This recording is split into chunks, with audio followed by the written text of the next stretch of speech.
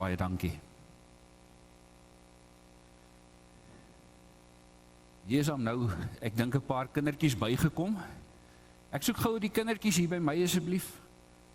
Hier waar die sweets is, hier voor.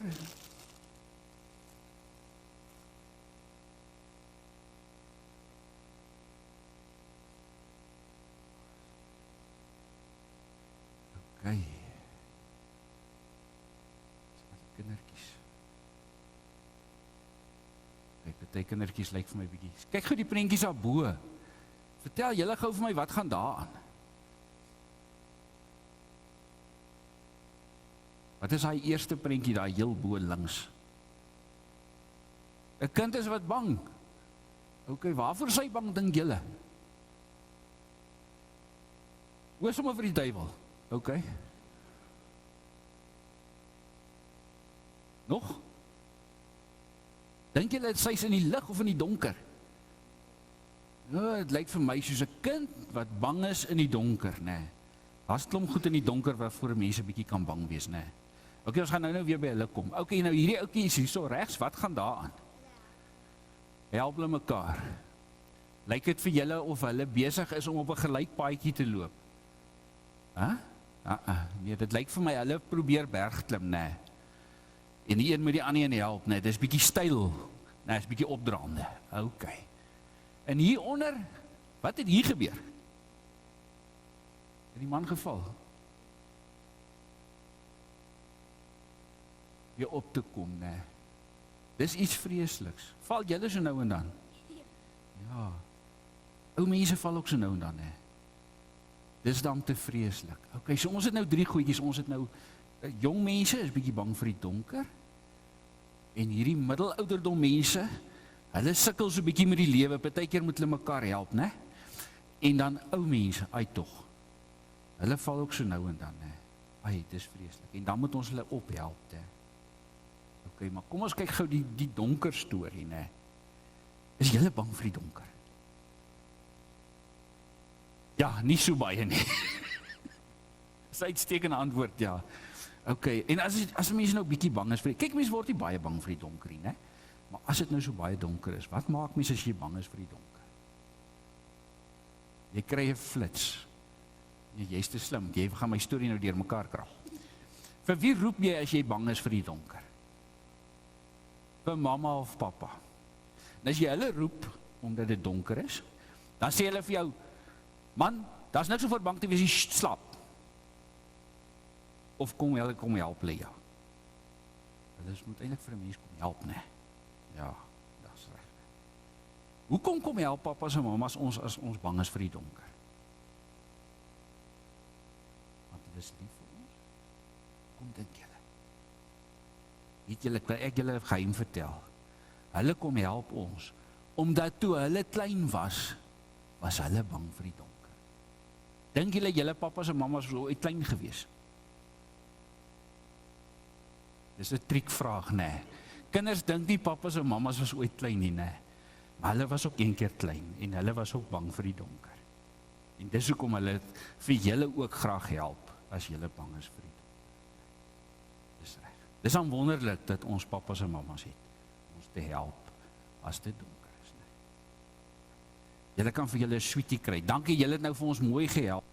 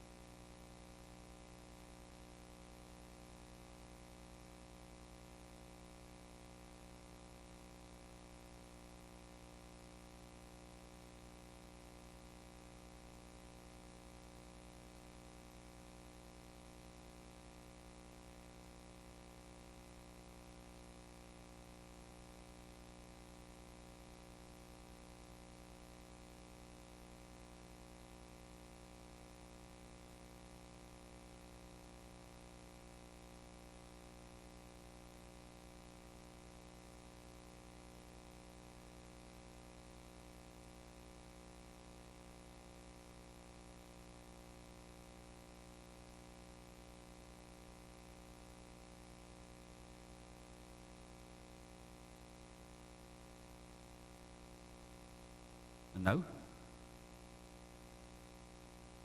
weet nie wat nou daar. Oos, dalk toe ek vir Adrian sy sweeties gegee het.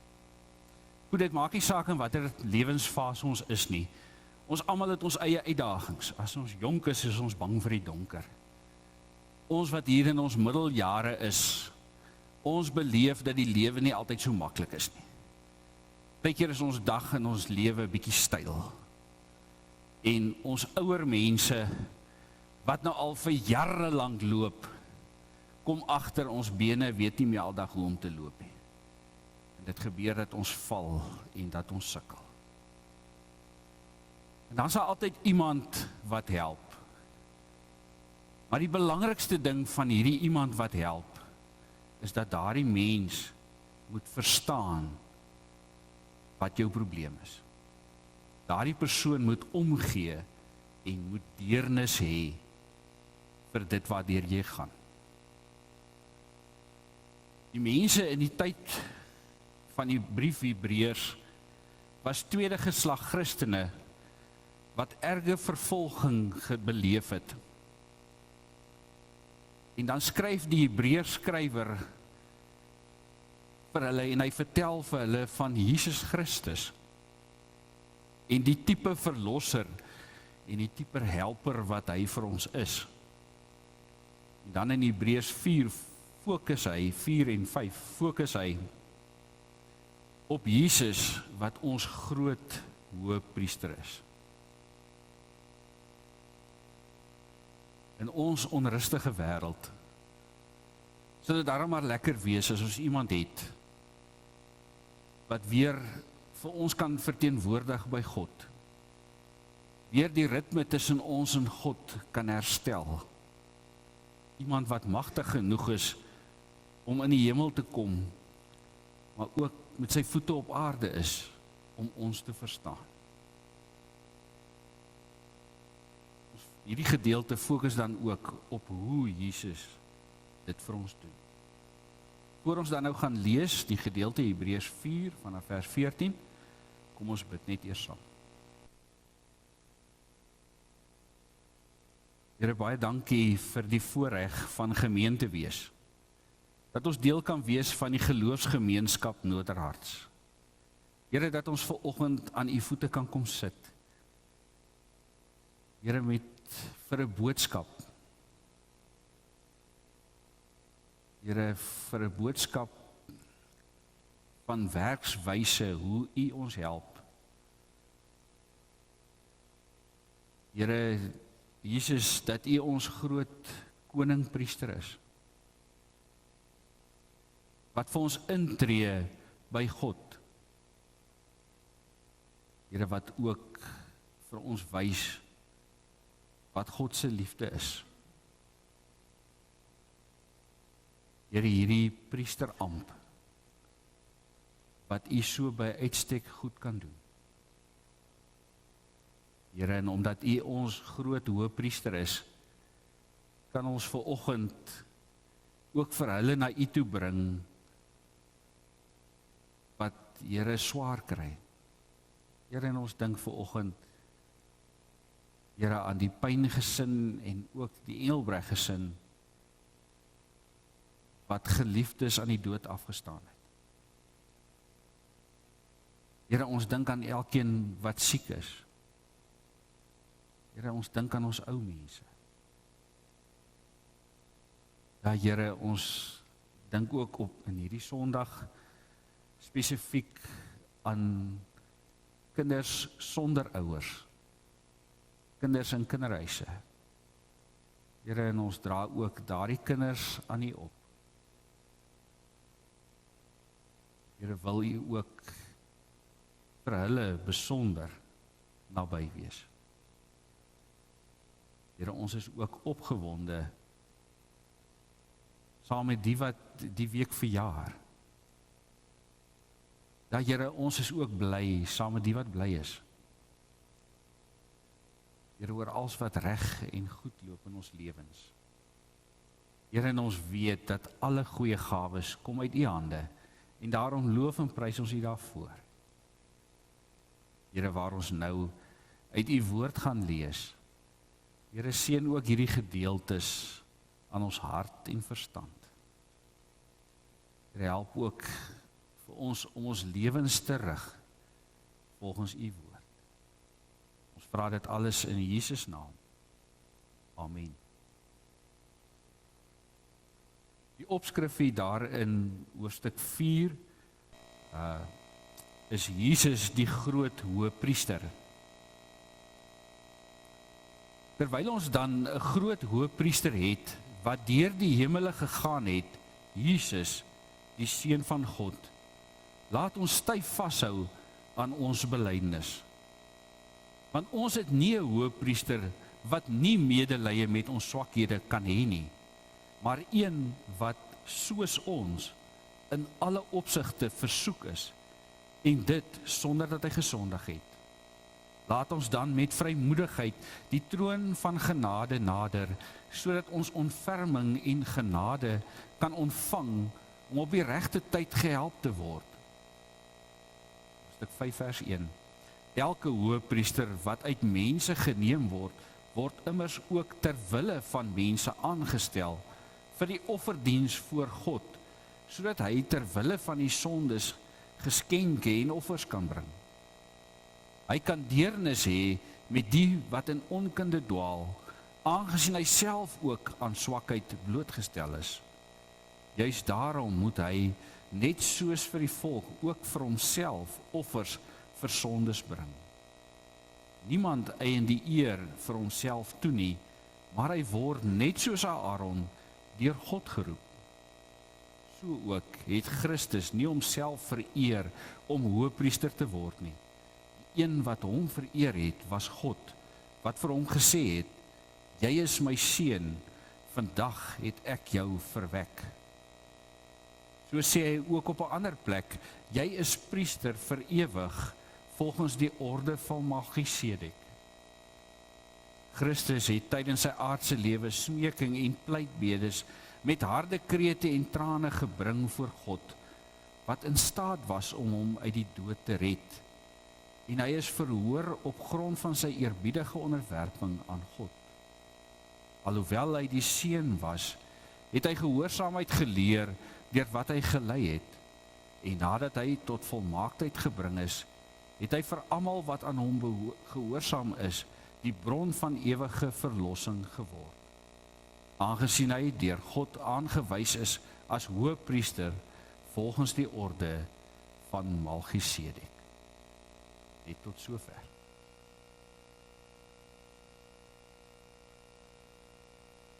Die werk van 'n priester was om ons verteenwoordiger by God te wees, om die verbinding te wees tussen mens en God. 'n Goeie priester moes die menslike toestand verstaan.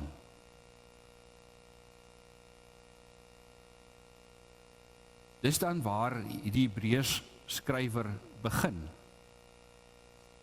Hy begin by die grootheid van Jesus as hoëpriester, as tussenganger en verteenwoordiger van die mens en God.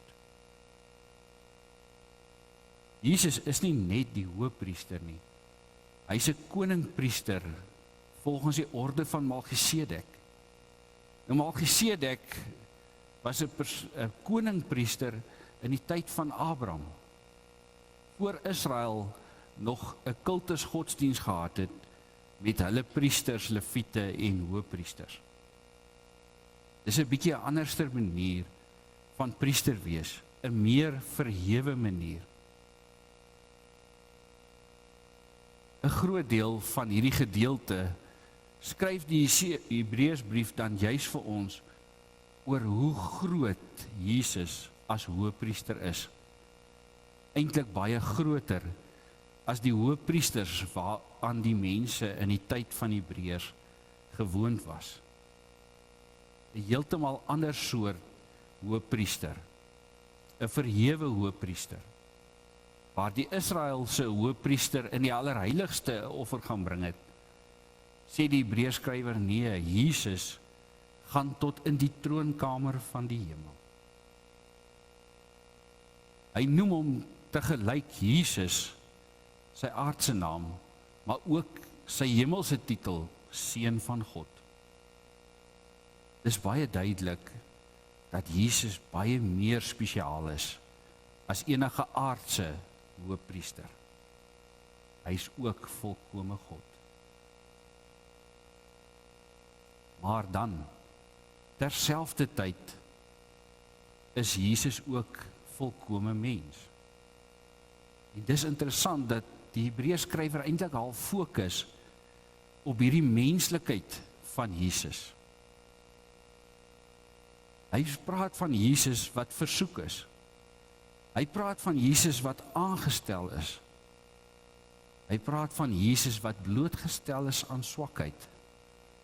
Hy praat van Jesus wat smeek en pleit. Jesus is volgens die Hebreërskrywer ook ten volle mens.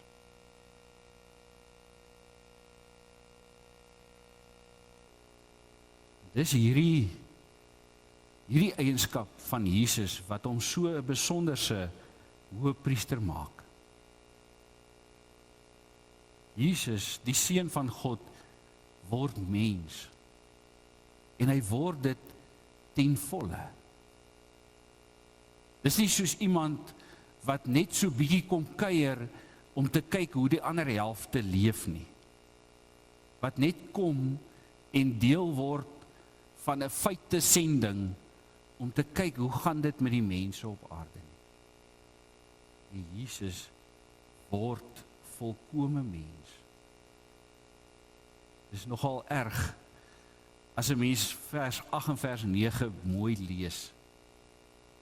Daar staan, alhoewel hy die Seun was, antwoorde alhoewel hy God was, het hy gehoorsaamheid geleer deur dit wat hy gelei het. En nadat hy tot volmaaktheid gebring is, het hy vir almal wat aan hom gehoorsaam is, die bron van ewige verlossing geword. Dit klink 'n bietjie snaaks. Dat God, wat volkome en volmaak is, gehoorsaamheid moes leer en tot volmaaktheid gebring moes word.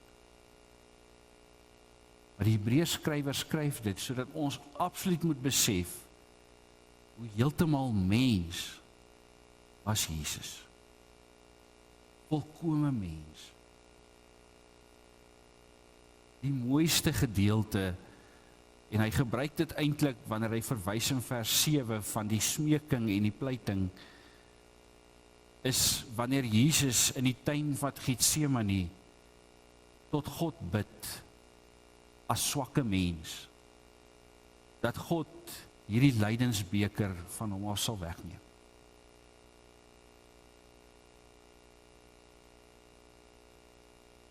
Wanneer ons sukkel met die lewe, is een van die dinge wat ons baie vinnig vir mense sê om ons, maar julle verstaan nie waarmee ek sukkel nie.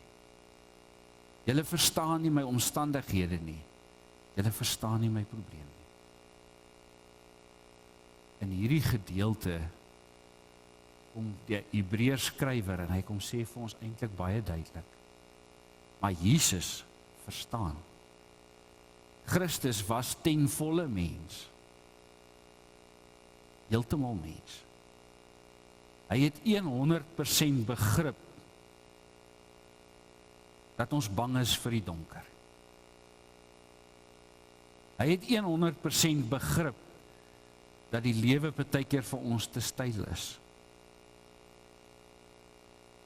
Hy het 100% begrip dat ons nie meer elke dag kan regop bly nie.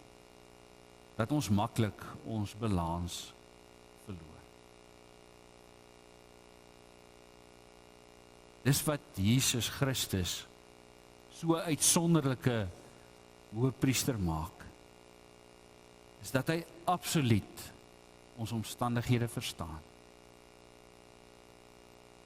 Dat hy nie van bo af of van ver af nie, maar as mens absoluut verstaan ons swakhede en ons onvermoë. Gelukkig is hy ook terselfdertyd volkome God en het hy die vermoë en die wil om ons lewens te verander.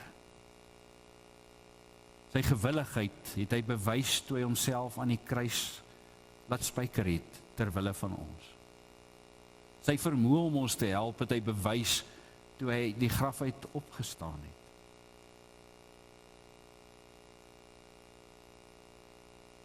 Jesus is hierdie besonderse hoëpriester, wat die vermoë het en die wil het om ons te help, maar wat bovenal met deernis omgee en verstaan ons swakhede en ons gebrokenheid en ons kwesbaarheid. Ons het 'n wonderlike toegang tot God deur Jesus Christus. Maar wat maak ons nou met hierdie gedeelte? Ons het vanoggend gesê, dis ons werk om vir die wêreld te sê, te vertel van hierdie Jesus. Ons moet ook sy voorbeeld volg. Dis nou maar so, as die klomp beeste daar op die plaas buite orde raak, dan sien jy die manne begin klippe optel, en stokke soek, om hierdie trop beeste weer in die kraal te kry. Ons is ook baie keer so. Ons as kinders van die Here sien die wêreld se deurmekaar en se stikkend.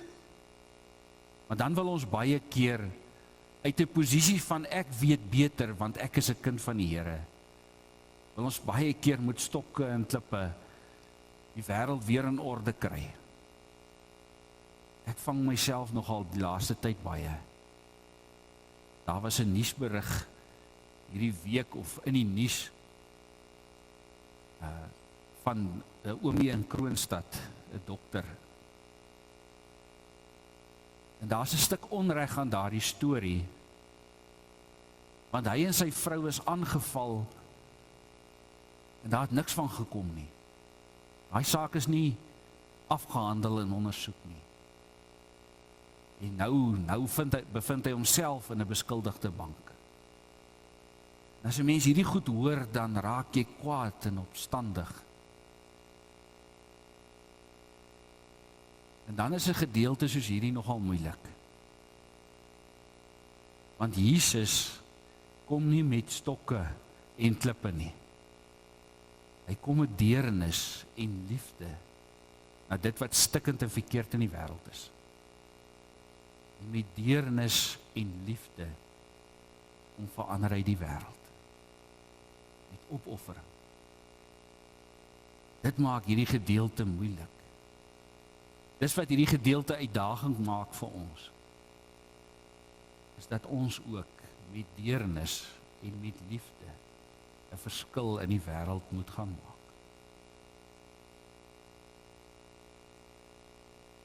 Ons het 'n groot hoëpriester wat mens was ten volle, sodat hy kan verstaan en beleef ons swakheid, ons onvermoë en ons stikkindheid. Wat is hierdie Jesus Christus, wat ook sit aan die regterhand van God en wat elke dag vir ons intree by God in liefde en in deernis. Dis ook hierdie selfde Jesus Christus wat verwag dat ons ook in hierdie wêreld waarin ons leef met liefde en deernis sal uitreik na mense. Jesus het homself klein gemaak, mens gemaak, sodat ons toegang tot hom kan hê. Dis belangrik. Dis die vraag vir oggend. Hoe klein maak ek myself, sodat ander mense ook toeganklik tot my kan kom? Vir my kan vra vir hulp, vir my kan vra vir raad. Maak ons onsself klein, sodat ander mense makliker na ons toe kan kom. Dit was Jesus se metode van doen. Hy het homself klein gemaak, sodat ons na hom toe kan kom.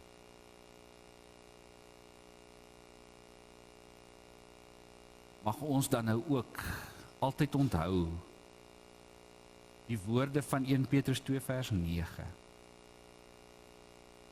Ons, egter, is 'n uitverkore geslag, 'n koninklike priesterdom, 'n heilige nasie, 'n volk wat aan God behoort.